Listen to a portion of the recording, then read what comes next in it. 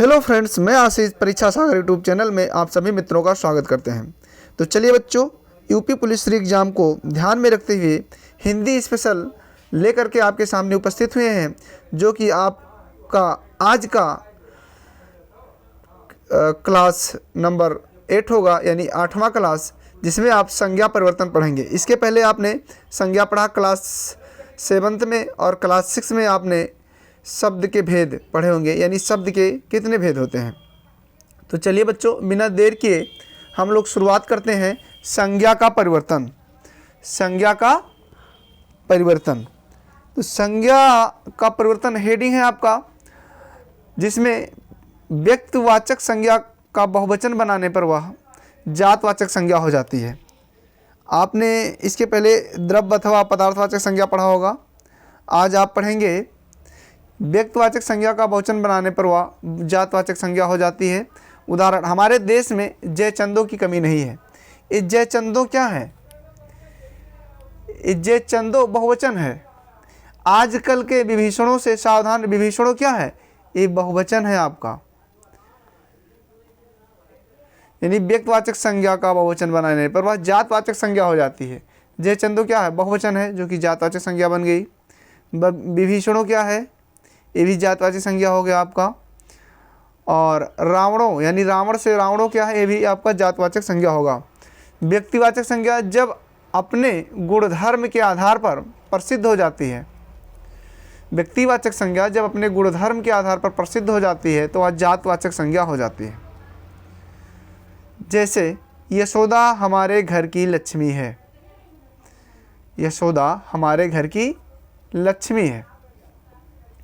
तुम कलयुग के भीम हो। तुम कलयुग के भीम हो। गांधी जी अपने समय के कृष्ण थे। गांधी जी अपने समय के क्या थे? कृष्ण थे। कृष्ण क्या है? कृष्ण व्यक्तिवाचक है, लेकिन यहाँ आप जातवाचक संज्ञा बनाते हैं, यानी गांधी जी अपने समय के कृष्ण थे।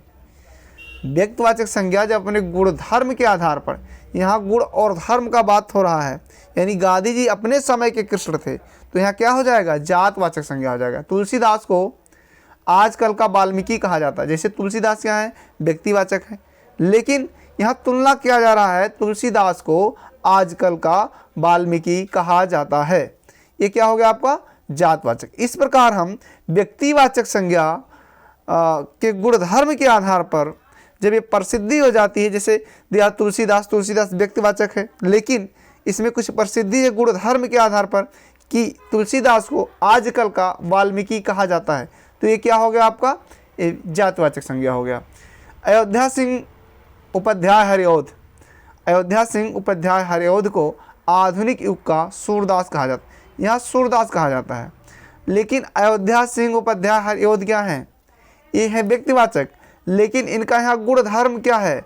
आधुनिक युग का सूरदास कहा जाता है। किसको? अयोध्या सिंह उपाध्याय। ये था आपका व्यक्तिवाचक, लेकिन जैसे इसमें गुणधर्म की तुलना की जाती है कि इनको क्या कहा जाता है? आधुनिक युग का सूरदास, तो यहाँ आपका जातवाचक संज्ञा हो जाएगा।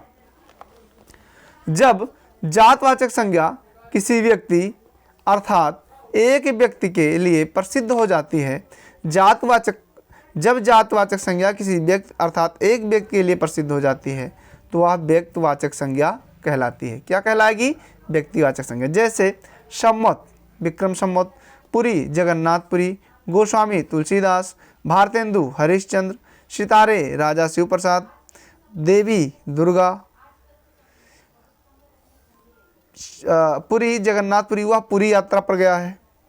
गोस्वामी तुलसीदास, गोस्वामी जी ने रामचरितमानस की रचना की। ये क्या है?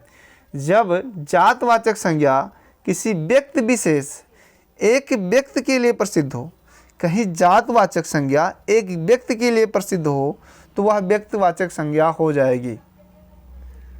जैसे गोस्वामी तुलसीदास, यहाँ क्या है? गोस्वामी जी ने रामचरितमानस की रचना की। ये क्या हो जाएगा? गोस्वामी जी, यानी व्यक्तिवाचक संज्ञा हो जाएगी। भारतेंदु को आधुनिक हिंदी का जनक कहा जाता है। देवी दुर्गा, मैं देवी की उपासना करता हूँ, तो यहाँ क्या है? गोस्वामी, पुरी और भारतेंदु, देवी, ये सब क्या है? ये व्यक्तिवाचक है। उदाहरण में गोस्वामी दिया आपका, भारतेंदु दिया है, पुरी दिया है, फिर देवी दिया है। ये क्या है आपका व्यक्तिवाचक है। यहाँ भी आपको दे दिया गया है गोस्वामी, पुरी, भारतेंदु, देवी। ये क्या होगा, व्यक्तिवाचक संज्ञा होगा। आपने इसके पहले पढ़ा क्या, जब जातवाचक संज्ञा किसी व्यक्ति विशेष एक व्यक्ति के लिए प्रसिद्ध हो जाती है तो वह व्यक्तिवाचक संज्ञा कहलाती है। बस बच्चों आज इतना ही।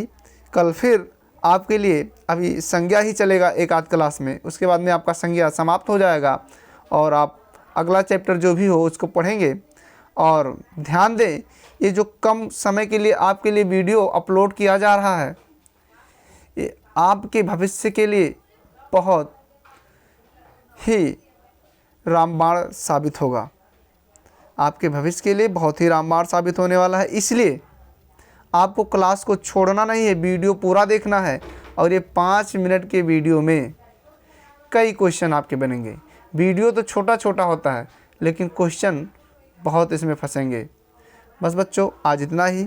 लेकिन एक बात ज़रूर ध्यान रखिएगा, अगर आपको ये लगता हो कि हाँ यहाँ से क्वेश्चन आएंगे हमारे पेपर में और इसके पहले यहाँ से क्वेश्चन आए होंगे पेपर में, इससे पहले आपके पेपर में यहाँ से क्वेश्चन आए होंगे, आप पुराने पेपर से मिलान कीजिए। कोई भी पेपर हो जिसमें हिंदी आई हो और जितना भी चैप्टर पढ़ाया जा रहा है वहाँ से क्वेश्चन अगर आपके पेपर में आया है तो आप लाइक, सब्सक्राइब एवं शेयर करना ना भूलें।